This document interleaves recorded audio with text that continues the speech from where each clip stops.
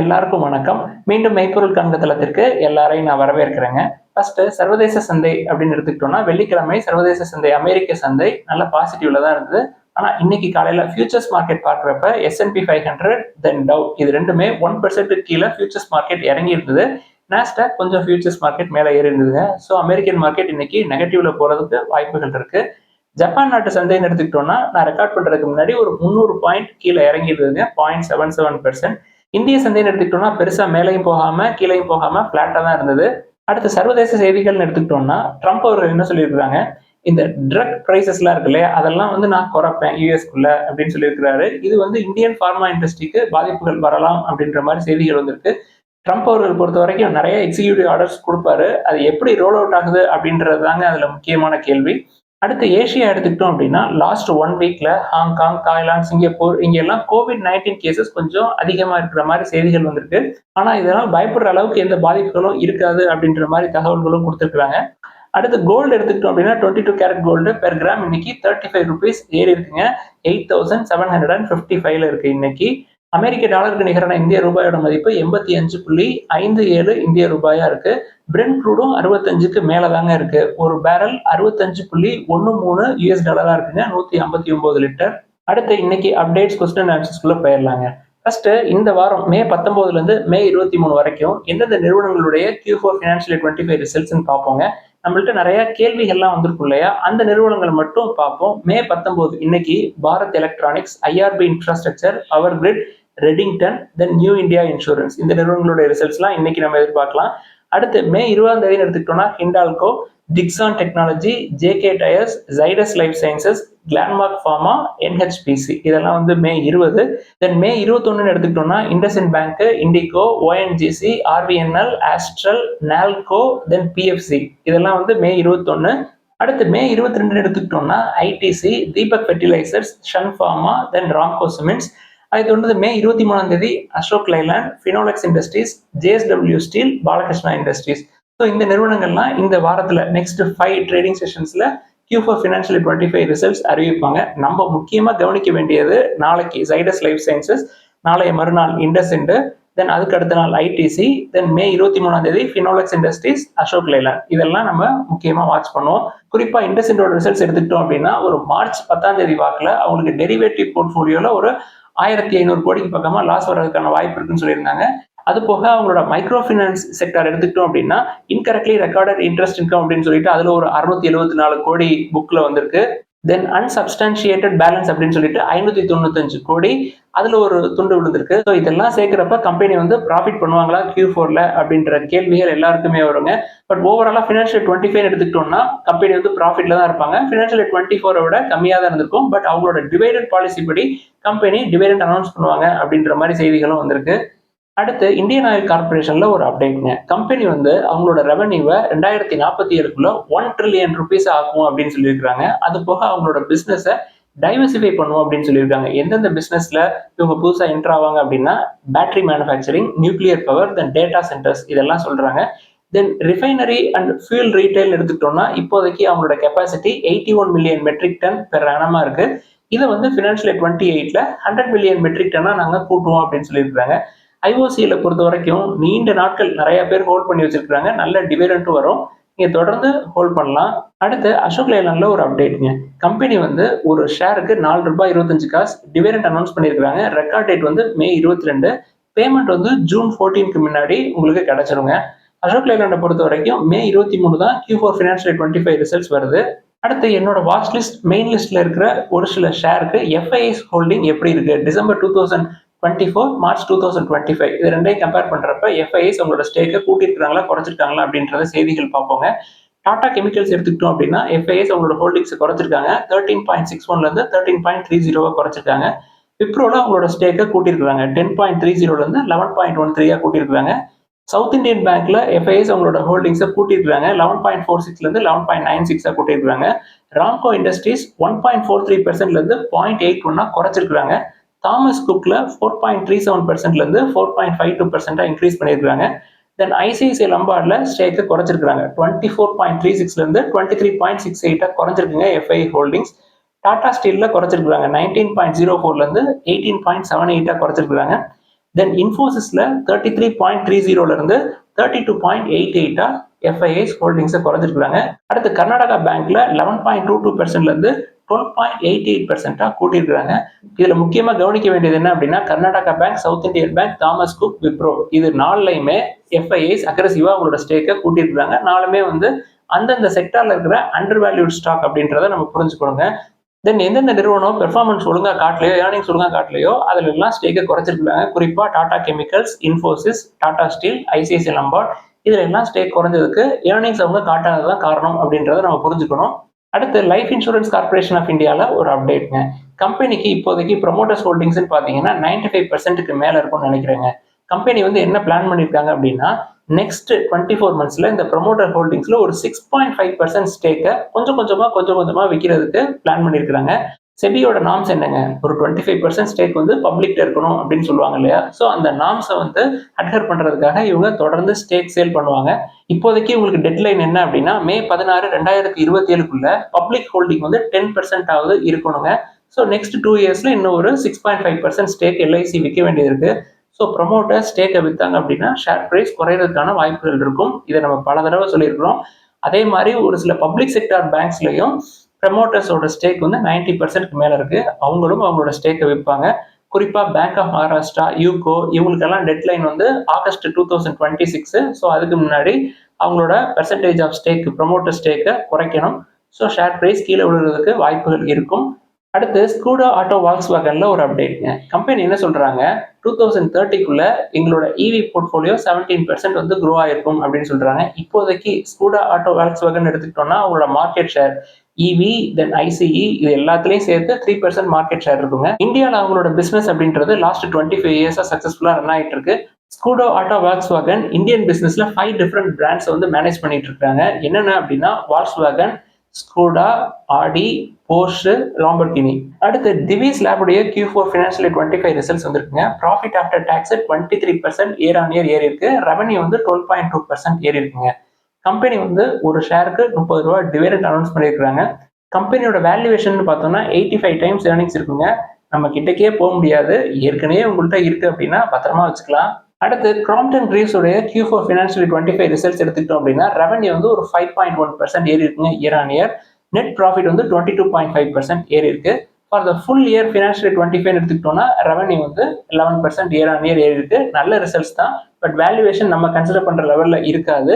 Company வந்து ஒரு ₹3 dividend announce பண்ணியிருக்காங்க ஒரு ஷேருக்கு.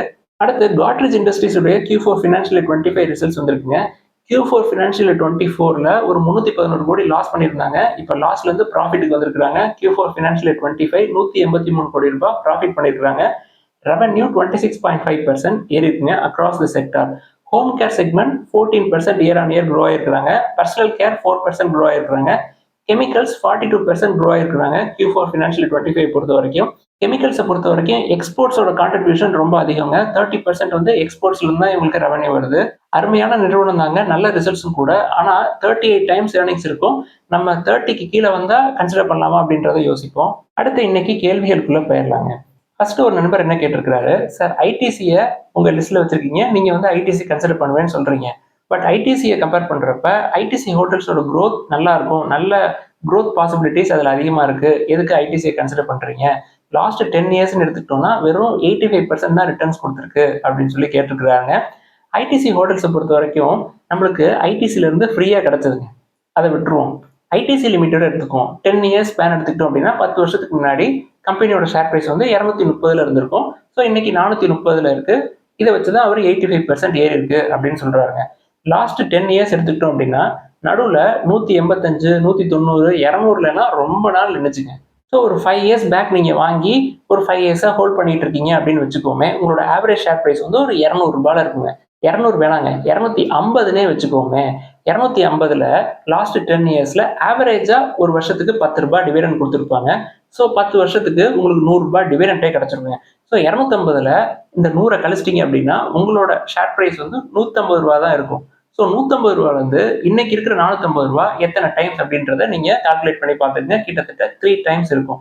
இது போக உங்களுக்கு இன்னைக்கு ஐடிசி ஹோட்டல்ஸ் 10 ஐடிசிக்கு ஒரு ஐடிசி ஹோட்டல்ஸ் கிடைச்சிருக்கு. ஒரு ஷேரோட பிரைஸ் வந்து ₹200 இன்னைக்கு. ஸோ இது எப்படிப்பட்ட ரிட்டர்ன்ஸ், இது நல்ல ரிட்டர்ன்ஸா இல்லையா அப்படின்றத நீங்க தாங்க சொல்லணும்.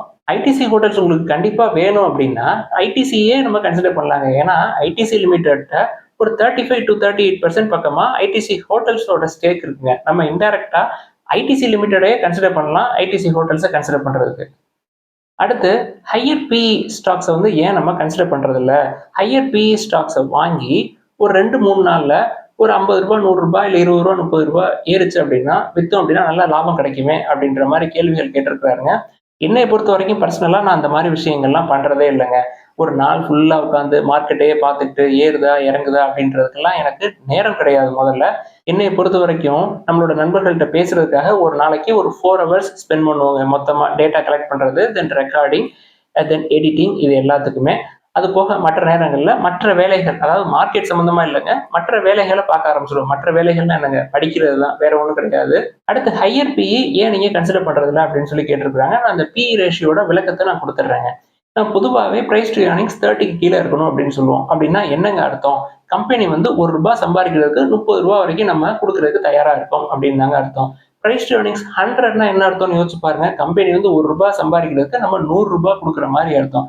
ஸோ ₹1 சம்பாதிக்கிறதுக்கு ₹30 கொடுக்கறது சீப்பா, இல்ல ₹1 சம்பாதிக்கிறதுக்கு ₹100 கொடுக்கறது சீப்பா அப்படின்றத நம்ம தாங்க யோசிக்கணும். 30க்கு கீழே இருக்கிற ஸ்டாக்கை கன்சிடர் பண்றதுக்கு இதுதாங்க காரணம்.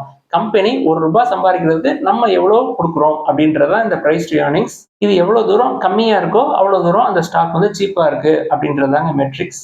அடுத்த ஒரு நண்பர் வந்து டாக்டர் ரெட்டி நிறுவனத்தை பத்தி கேட்டிருக்கிறாருங்க. லாஸ்ட் 5 இயர்ஸ்ல 70% ரிட்டர்ன் தான் கொடுத்துருக்கு. 10% வந்து அவர் டாக்டர் ரெட்டிக்கு அலாகேட் பண்ணிருக்கிறதா சொல்றாருங்க. ஸ்டில் இன் லாஸ் அப்படின்னு சொல்றாரு. ஸோ இவரோட கேள்விக்கு ஃபர்ஸ்ட் விஷயம் என்ன அப்படின்னா, 5 இயர்ஸ் நம்ம ஹோல்ட் பண்ணியிருந்தோம் அப்படின்னா நண்பர் வந்து இப்ப நல்ல ப்ராஃபிட்ல தான் இருப்பாரு. 70%க்கு மேல ப்ராஃபிட்ல இருப்பாருங்க. First thing. தென் ரெண்டாவது விஷயம் என்ன அப்படின்னா, கம்பெனி வந்து ஒவ்வொரு வருஷமும் டிவிடெண்ட் கொடுக்குறாங்க. லாஸ்ட் 5 இயர்ஸ் எடுத்துக்கிட்டோம் அப்படின்னா ஒரு ₹30 ஒவ்வொரு வருஷமும் டிவிடெண்ட் கொடுத்துருப்பாங்க. அதுவே உங்களுக்கு ஒரு ₹150 கிடைச்சிருக்குங்க. தென் தேர்ட் திங், கம்பெனி இப்பயுமே நல்ல வேல்யூவேஷன்ல தான் இருக்கு. ரீசென்ட் குவார்டர்ஸ்ல கூட இது லார்ஜ் கேப் கம்பெனி தான், ஆனாலும் 22% க்ரோ ஆகுறாங்க 4th குவார்டர்ல. அவர் முக்கியமா கேட்க வர்றது என்ன அப்படின்னா, நம்ம போர்ட்ஃபோலியோல இந்த மாதிரி ஸ்டாக்ஸோட அலோகேஷன் எவ்வளவு வச்சிருப்பீங்க நீங்க அப்படின்னு சொல்லி கேட்கிறாருங்க. நம்ம ஏற்கனவே சொல்லியிருக்கோம் 50% வந்து banking, financial services, insurance, gold loan companies, NBFCs, micro finance இதெல்லாம் வச்சிருப்போம். தென் 25% வந்து பாண்டு, கோல்டு. தென் ரிமைனிங் 25%ல தான் pharma, IT, auto, chemicals, energy எல்லாமே வச்சிருப்பேங்க. இப்போ குறிப்பா என்னுடைய போர்ட்ஃபோலியோ எடுத்துக்கிட்டோம் அப்படின்னா ஒரு 5% ஆஃப் அலோகேஷன் வந்து டாக்டர் ரெட்டிக்கு இருக்குங்க. அடுத்து நிப்பான் இந்தியா அசெட் மேனேஜ்மெண்ட் நிறுவனத்தை பத்தி கேட்டிருக்காங்க. அது ஓவர் வேல்யூடுங்க. நம்ம பல தடவை அதை பத்தி டிஸ்கஸ் பண்ணிட்டோம். பி வந்து 25க்கு மேல இருக்கு. அடுத்து வோடஃபோன் ஐடியா நிறுவனத்தை பத்தி பேசணும் இல்லையா, அதுல ஒரு நண்பர் எழுதியிருக்கிறாருங்க. நான் வந்து தெரியாம அதை கன்சிடர் பண்ணிட்டோம், 35% லாஸ்ல இருக்கு, என்ன பண்றதுன்னு சொல்லி கேட்கறாங்க. நம்ம எப்பொழுதுமே லாஸ்ல புக் பண்ணாதீங்க அப்படின்னு தான் சொல்லுவோம். இனிமே நல்ல வேல்யூவேஷன்ல பார்த்து கடன் இல்லாத கம்பெனியா வாங்க கத்துக்குங்க.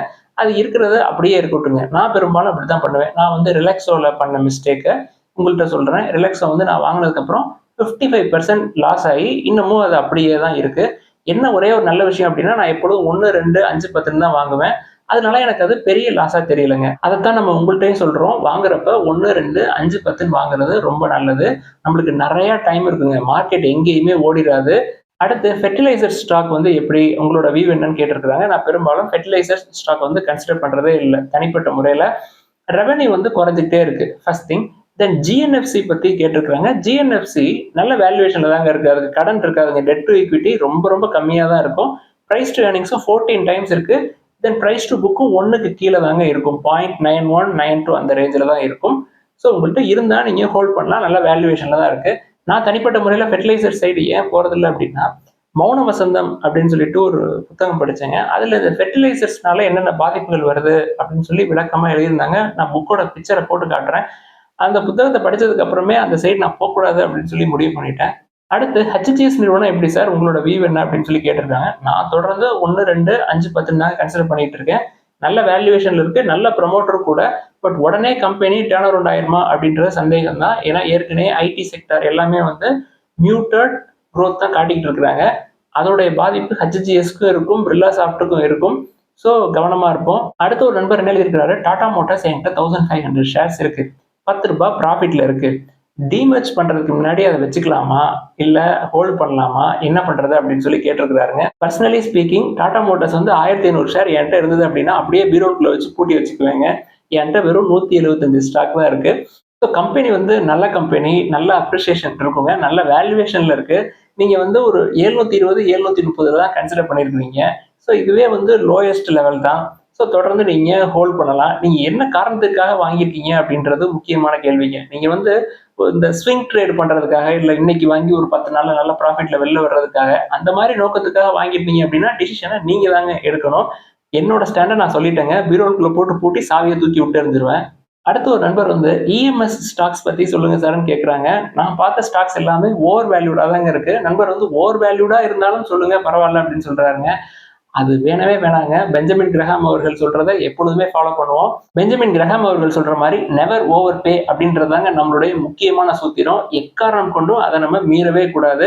ஸோ எமோஷன்ஸை நம்ம வந்து கண்ட்ரோல் பண்ணணும். இன்வெஸ்ட்மெண்ட்ஸை பொறுத்த வரைக்கும் ரொம்ப பொறுமையாகவும் இருக்கணுங்க. இன்னும் நிறைய கேள்விகள் இருக்கு. அடுத்தடுத்த பதிவுகளில் பார்ப்போம். இதெல்லாம் தான் இன்னைக்கு டிஸ்கஸ் பண்ணணும்னு நினைச்சோம். ஏதாவது சந்தேகங்கள் கேள்விகள் இருந்தால் எல்லாத்தையும் எழுதுங்க. தொடர்ந்து டிஸ்கஸ் பண்ணுவோம். எல்லாருக்கும் நன்றி.